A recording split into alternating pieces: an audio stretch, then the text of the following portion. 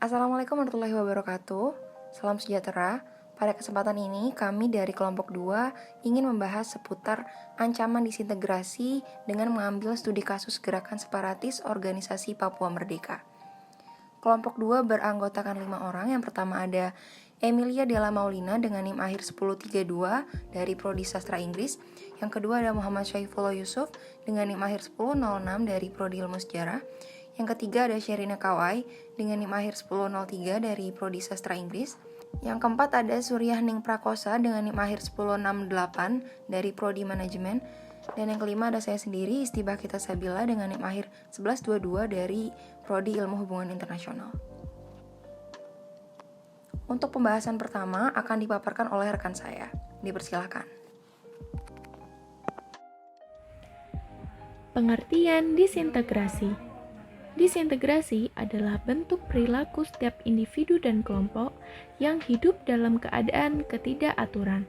Penyebabnya bisa saja dengan adanya bentuk perubahan sosial yang terus-menerus terjadi di setiap sisi kehidupan, sehingga masyarakat semakin tidak terkontrol dalam menjalankan aktivitasnya di keseharian. Adapun definisi disintegrasi menurut para ahli, antara lain, yang pertama, menurut Sukamto, pengertian disintegrasi adalah keadaan yang ada dalam masyarakat dalam situasi ketidakaturan. Hal ini didasari pada memudarnya norma dan nilai yang sudah ada, di mana untuk faktor yang melatar belakangi adanya disintegrasi bisa karena perubahan sosial dan juga lembaga sosial yang melakukan perombakan lantaran adanya sikap dan tuntutan hidup manusia yang selalu berkembang dari waktu ke waktu. Menurut KBBI, arti disintegrasi adalah realitas sosial yang menunjukkan ketidakbersatuan lantaran keadaan terpecah belah yang menyebabkan hilangnya keutuhan dalam hidup. Menurut Webster New Encyclopedia Dictionary pada tahun 1994, definisi disintegrasi adalah perpecahan suatu bangsa dan negara hingga akhirnya menjadi bagian-bagian yang saling berbeda atau terpisah. Bentuk-bentuk disintegrasi. Yang pertama, disintegrasi sosial. Disintegrasi sosial adalah ketidakadanya fungsi dan norma sosial yang berjalan. Keadaan ini bisa disebabkan karena adanya masyarakat yang kurang merasa puas dengan kondisinya, sehingga ia ingin melakukan perubahan-perubahan yang mendasar. Yang kedua, disintegrasi bangsa. Pengertian disintegrasi bangsa adalah perpecahan hidup dalam masyarakat yang disebabkan karena adanya pengaruh dari negara lain. Disintegrasi bangsa ini bisa disebabkan pula pengaruh negaranya sendiri. Seperti contoh disintegrasi bangsa ialah kekurang terimaan terhadap perbedaan sehingga tidak munculnya sikap dalam arti toleransi. Yang ketiga, disintegrasi keluarga.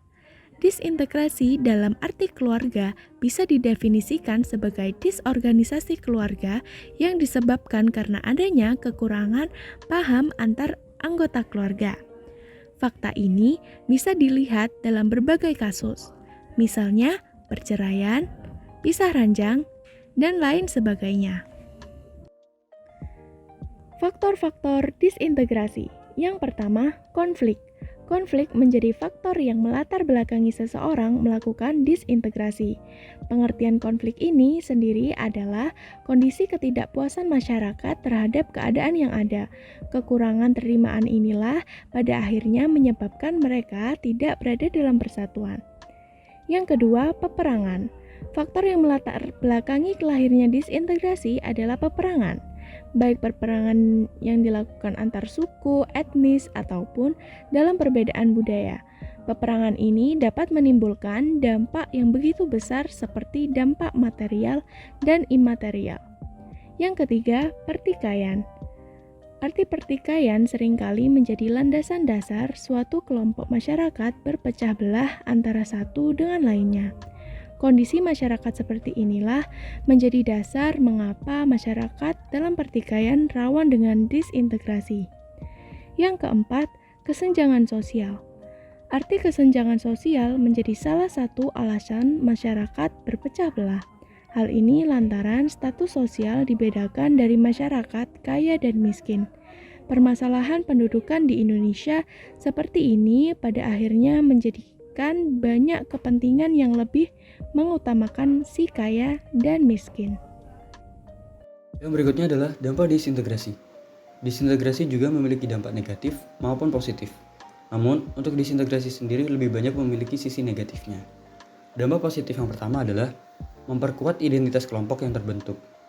Misalnya saja dalam kasus konflik sosial, di mana untuk pihak-pihak yang melakukan pertikaian dihubungkan dengan kelompok sosial tertentu melahirkan solidaritas antara sesama anggotanya, sehingga dapat mempererat hubungan antar anggota kelompok meskipun terdapat konflik terhadap anggota luar kelompok.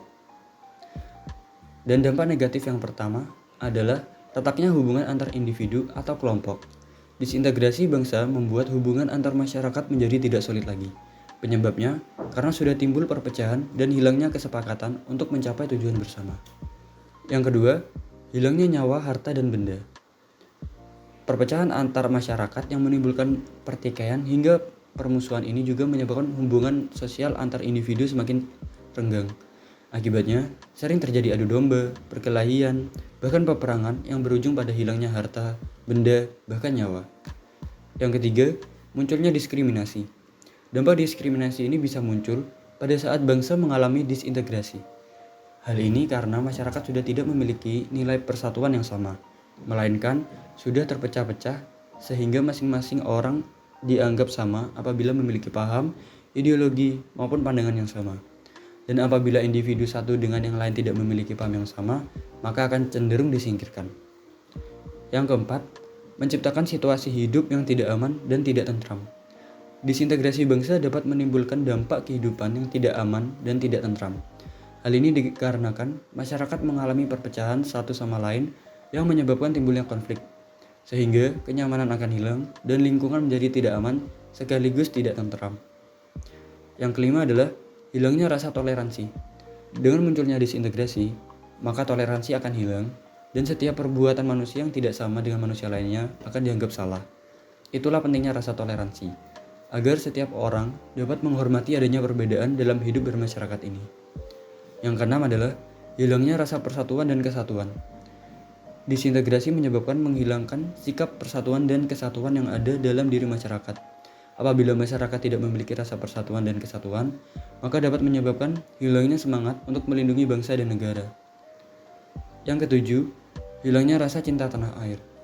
Sikap cinta pada tanah air atau negara adalah bentuk nasionalisme yang tinggi dan sangat penting untuk dimiliki setiap individu. Akan tetapi, dengan adanya disintegrasi, menyebabkan rasa kecintaan pada tanah air menjadi luntur. Baik, jadi saya akan menyampaikan pendahuluan studi kasus mengenai contoh empirik dari upaya disintegrasi yang terjadi di Indonesia. Berdasarkan penjelasan-penjelasan sebelumnya ini telah dipaparkan perihal pengertian serta dampak-dampak yang dihasilkan dari disintegrasi yang cenderung lebih banyak negatifnya tentu ya, karena memiliki potensi mengancam ketahanan atau eksistensi suatu negara bangsa. Perihal ini contoh nyata dari upaya atau bentuk disintegrasi adalah gerakan separatis. Nah, gerakan atau tindakan separatis ini merupakan tindakan yang dilakukan oleh suatu kelompok di mana mereka hendak memisahkan diri mereka dari kelompok lain. Umumnya konteks yang dimaksud ini ialah mereka berupaya untuk memisahkan diri mereka dari negara asal agar mereka dapat mendirikan negara sendiri secara merdeka. Nah, itulah mengapa tindakan separatis ini disebut sebagai salah satu bentuk disintegrasi, karena tindakan tersebut dapat berimplikasi pada perpecahan suatu negara bangsa. Dengan begitu menjadi penting juga bagi kita untuk lebih memahami dan mengetahui secara mendalam seperti apa sih upaya atau tindakan yang dapat menyebabkan disintegrasi. Nah, kita akan menilik atau mengkaji salah satu fenomena disintegrasi yang terjadi di Indonesia.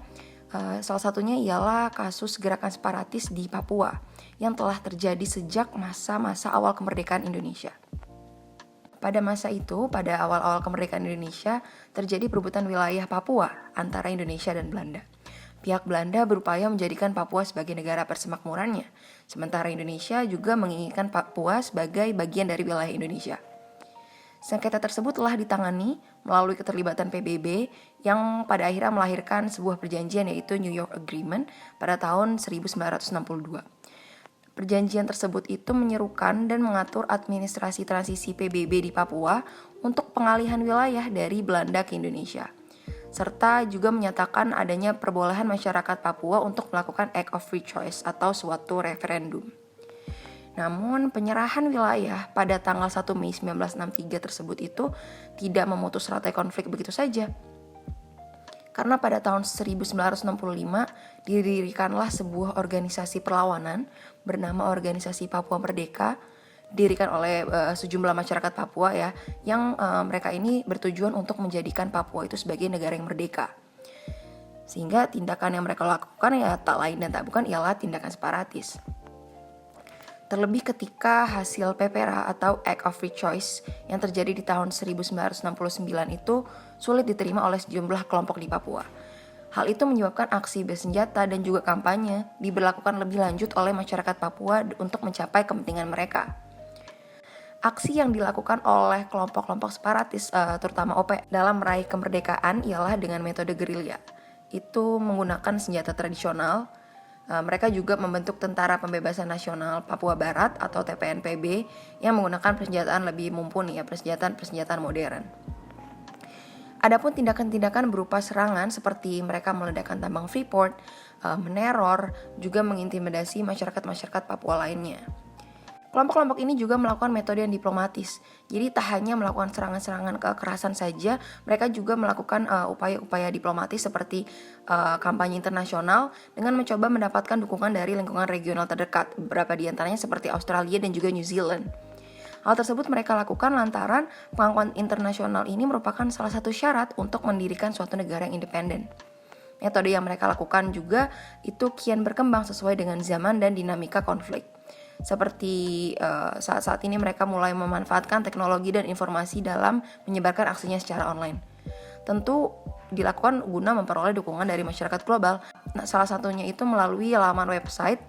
Ada suatu laman bernama converge.org.nz/wpapua/ di mana isinya itu mempromosikan perjuangan kemerdekaan bagi Papua Barat. Mereka menyebut diri mereka sebagai Papua Barat ya. Jadi dari beberapa paparan terkait tindakan separatis ini yang dilakukan oleh kelompok separatis ini tentunya menciptakan ancaman internal sekaligus tantangan bagi kedaulatan dan keamanan NKRI sebagai bentuk negara kesatuan. Lalu penjelasan selanjutnya akan menjelaskan faktor-faktor yang menjabarkan mengapa gerakan separatis ini dilakukan. Bab konflik sosial organisasi Papua Merdeka. Menurut tim Papua Lembaga Ilmu Pengetahuan Indonesia, sumber konflik Papua dibagi ke dalam 4 isu utama. Yang pertama yaitu sejarah integrasi dan status identitas politik. Pada problem ini, konflik Papua didasarkan pada adanya perbedaan cara pandang antara nasionalis Indonesia dan nasionalis Papua atas sejarah peralihan kekuasaan Papua dari Belanda ke Indonesia. Nasionalis Indonesia memandang polemik penyerahan kekuasaan dan status politik Papua telah selesai dengan adanya PPRA 1969 dan diterimanya hasil penentuan tersebut oleh Majelis Umum Sidang PBB. Sementara, nasionalis Papua berpandangan PPRA 1969 itu sendiri terjadi banyak kecurangan yang dilakukan oleh pemerintah Indonesia. Yang kedua yaitu problem kekerasan politik dan pelanggaran HAM. LIPI mencatat problem ini muncul sebagai ekses dari pandangan dari keutuhan NKRI adalah harga mati dan gagasan memisahkan diri merupakan tindakan melawan hukum yang kemudian diidentifikasikan secara militeristik sehingga upaya tersebut diartikan dengan menggunakan pendekatan keamanan sebagai solusi untuk mengakhiri perbedaan. Hasilnya, rakyat Papua mengalami kekerasan politik dan terlanggar hak asasinya akibat pelaksanaan tugas memerangi organisasi Papua Merdeka. Yang ketiga yaitu problem kegagalan pembangunan. Topik pembangunan dijadikan salah satu isu utama yang menjadi akar konflik di Papua dikarenakan adanya ketimpangan yang terjadi. Adanya gap ekonomi dan pembangunan, lalu diskriminasi kebijakan pusat ke daerah, dan eksploitasi besar-besaran yang dilakukan terhadap kekayaan alam Papua adalah beberapa hal yang menjadikan pemerintah gagal melakukan pembangunan di Papua. Yang keempat, yaitu persoalan marginalisasi orang Papua dan inkonsistensi kebijakan Otsus. Seperti juga telah dijelaskan oleh Ahmin Al-Humami, praktek marginalisasi dapat terlihat jelas di Papua. Tim LIPI menjelaskan marginalisasi dapat dilihat pada aspek demografi, sosial politik, sosial ekonomi, dan sosial budaya. Seringkali diidentikan dengan kegiatan separatisme, sedangkan dari bidang politik terutama di daerah Orde Baru, orang Papua tercatat beberapa kali menduduki jabatan gubernur. Tindakan dan solusi pemerintah untuk mengatasi kasus OPM. Pada masa pemerintahan Jokowi Ma'ruf, beberapa upaya telah ditempuh untuk mengatasi terjadinya kasus OPM. Pertama, sejak awal pemerintahannya, Jokowi berusaha membangun hubungan yang harmonis dengan penduduk Papua. Jokowi menggunakan pendekatan dalam bentuk dialog untuk membangun dan mendapatkan kepercayaan masyarakat Papua. Yang kedua, dengan melakukan pendekatan kesejahteraan. Beberapa upaya yang dilakukan diantaranya dengan meningkatkan kualitas pendidikan dan kesehatan, khususnya di daerah 3T. Terdepan, terpencil, dan tertinggal, hingga pengolahan sumber daya alam yang dilakukan oleh dan untuk masyarakat Papua. Yang ketiga, pengolahan sumber daya alam yang baik. Jokowi mengeluarkan aturan dengan memberikan saham Freeport untuk dikelola oleh Pemda Papua agar hasilnya dapat digunakan dan dinikmati oleh masyarakat Papua. Keempat, Jokowi mengeluarkan kebijakan untuk mengatasi atau membatasi sementara masuknya WNA ke Papua dan Papua Barat hingga situasi aman dan kondusif. Kelima, Jokowi melalui Menteri Pertahanan Prabowo Subianto telah mengirimkan kendaraan pengamanan tambahan ke Papua. TNI turut membendung bahaya kerusuhan Papua agar kasus tersebut tidak terus terjadi dan meluas. Keenam, Jokowi berupaya untuk memberikan keadilan bagi seluruh rakyat Indonesia, terkhususnya masyarakat Papua, dengan menjadikan harga BBM satu harga secara nasional. Ketujuh, memperluas pembangunan infrastruktur di luar Pulau Jawa. Jokowi telah membangun jalan Trans Papua yang menghubungkan antara Provinsi Papua Barat dengan Provinsi Papua, membentang dari kota Sorong di Papua Barat hingga Merauke di Papua, dengan total panjang mencapai 4.330,007 km, dengan tujuan untuk mempermudah dan mempercepat pendistribusian bahan pokok dan mempermudah perkembangan ekonomi masing-masing wilayah, serta menjadikan masyarakat lebih maju dan terbuka. Setelah pemerintah melakukan tindakan-tindakan untuk mengatasi kasus OPM, perlu adanya upaya pencegahan agar kasus serupa tidak terulang kembali. Yang pertama, menghapuskan tindakan rasisme. Yang kedua, mengintensifkan dialog yang setara dan partisipatif antara pemerintah pusat dengan pemerintah daerah Papua. Yang ketiga, senantiasa bersikap adil.